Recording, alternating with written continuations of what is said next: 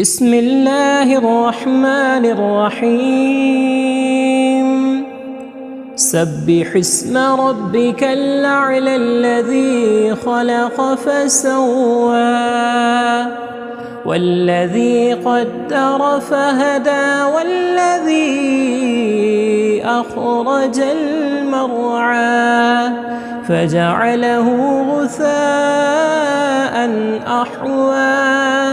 سنقرئك فلا تنسى إلا ما شاء الله إنه يعلم الجهر وما يخفى ونيسرك لليسرى فذكر إن نفعت الذكرى سيذكر من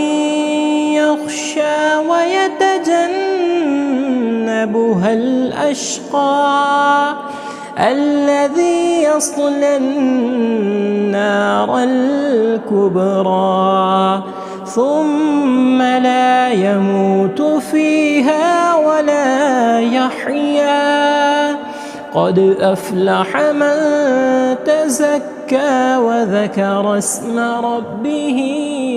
فصلى بل تؤثرون الحياة الدنيا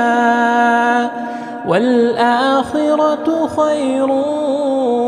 وأبقى إن هذا لفي الصحف الأولى صحف إبراهيم وموسى.